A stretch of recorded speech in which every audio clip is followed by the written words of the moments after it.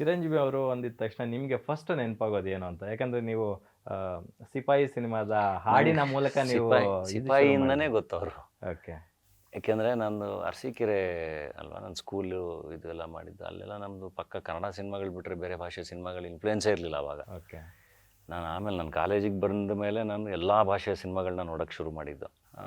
ನನಗೆ ಸಿಪಾಯಿಲಿ ಅವ್ರಿಗೆ guest appearance ಇದೆಯಲ್ಲ, ಈಗ ನಮಸ್ತೆ ನಮಸ್ತೆ ಕರುನಾಡಿಗೆ ಅಂತ ನಮಸ್ಕಾರ ಮಾಡ್ಕೊಂಡೇ ಬರ್ತಾರೆ. ಎಕ್ಸಾಕ್ಟ್ಲಿ.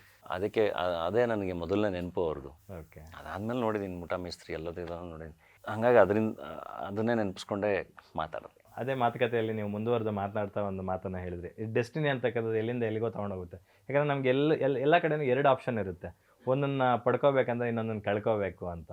ಆ ನಿಟ್ಟಿನಲ್ಲಿ ಬಹುಶಃ ನೀವು ಇನ್ನೊಂದು ಬೇರೆ ಸಿನಿಮಾಗಳಲ್ಲಿ ಬ್ಯುಸಿ ಆಗಿದ್ದರಿಂದ ನಿಮಗೆ ವಾಲ್ಟೈರ್ ವೀರಯ್ಯ ಸಿನಿಮಾ ಮಿಸ್ ಆಯಿತು ಅನಿಸುತ್ತೆ. ಸೊ ಇಲ್ಲ ಅಂತಂದರೆ ರವಿತೇಜ ಏನು ಚಿರಂಜೀವಿ ಅವ್ರು ಮಾಡಿದ್ರು ವಾಲ್ಟೈರ್ ವೀರಯ್ಯ ಸಿನಿಮಾದಲ್ಲಿ, ನೀವು ಬಾಬಿ ಸಿಂಹ ಅವ್ರು ಮಾಡಿದಂಥ ಒಂದು ರೋಲ್ ಮಾಡಬೇಕಿತ್ತು ಅಂತ ಕೇಳ್ಬಿಟ್ಟು ನನಗೆ ಡೈರೆಕ್ಟರ್ ಬಾಬಿ ಕರೆದ ಕತೆ ಹೇಳಿದರು ಆ್ಯಂಡ್ ಆ ಪಾತ್ರನೂ ಹೇಳಿದರು. ಓಕೆ. ಬಾಬಿ ಸಿಂಹ ಅವ್ರ ಪಾತ್ರ. ಬಟ್ ಆ ಟೈಮಲ್ಲಿ ನನಗೆ ಆಗಲಿಲ್ಲ ಮಾಡೋಕ್ಕೆ. ಬಟ್ ಮಾಡಿದರೆ ಚೆನ್ನಾಗಿರೋದು.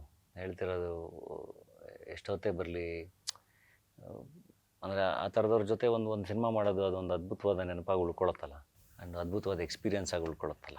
ಆಫ್ ದಿ ರೆಕಾರ್ಡ್ ಏನಾದರೂ ಅಲ್ಲಿ ಮಾತಾಡಿದ್ದುಂಟಾ, ಮುಂದಿನ ದಿನಗಳಲ್ಲಿ ಒಟ್ಟಿಗೆ ಮಾಡೋಣ ಸರ್, ನೀವು ನೆಕ್ಸ್ಟ್ ಯಾವಾಗ ಕರೆದ್ರು ನಾನು ಬರ್ತೀನಿ ಅಂತ? ತುಂಬ ಖುಷಿಯಾಗಿ ಸಿ ಯು ಸೂನ್ ಧನಂಜಯ ಅಂತ ಹೇಳಿ ವಿಶ್ ಮಾಡೋದ್ರು.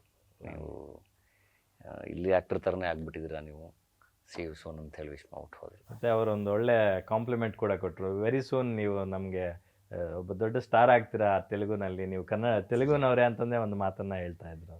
ಎಲ್ಲ ಅವ್ರ ಆಶೀರ್ವಾದ. ದೊಡ್ಡವರು ಹಾರ್ಟ್ಫುಲ್ಲಿ ಹಂಗೆ ವಿಶ್ ಮಾಡಿದಾಗ ಏನೋ ಒಳ್ಳೇದಾಗಲಿ, ಒಳ್ಳೇದು ವಿಶ್ ಮಾಡಿರ್ತಾರೆ, ಒಳ್ಳೇದಾಗಲಿ. ಮತ್ತೊಂದು ವಿಚಾರ ಅಂದರೆ ಅಂಬಿ ಸರ್, ವಿಷ್ಣು ಸರ್ ಇವತ್ತು ನಮ್ಮೊಟ್ಟಿಗೆ ಇಲ್ಲ, ನಿಮ್ಮ ಮೂಲಕ ಅವ್ರನ್ನ ನಾನು ಕಾಣ್ತಿದ್ದೀನಿ ಅನ್ನುವಂಥ ಒಂದು ಮಾತನ್ನು ಹೇಳಿದ್ರಿ ನೀವು. ಅದೇ ಆ್ಯಕ್ಚುಲಿ ಅವರು ಸ್ನೇಹಜೀವಿ ಅಲ್ಲ.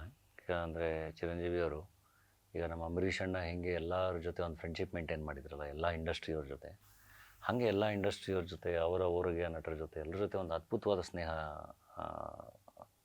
ಇದೆ ಅವ್ರಿಗೆ. ಸ್ನೇಹಜೀವಿ.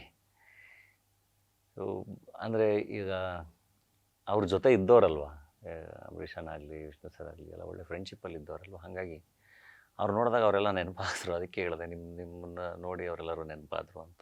ಸಿನಿಮಾದಲ್ಲಿ ಒಂದು ಡೈಲಾಗ್ ಇದೆ, respect is the ultimate currency ಅಂತ.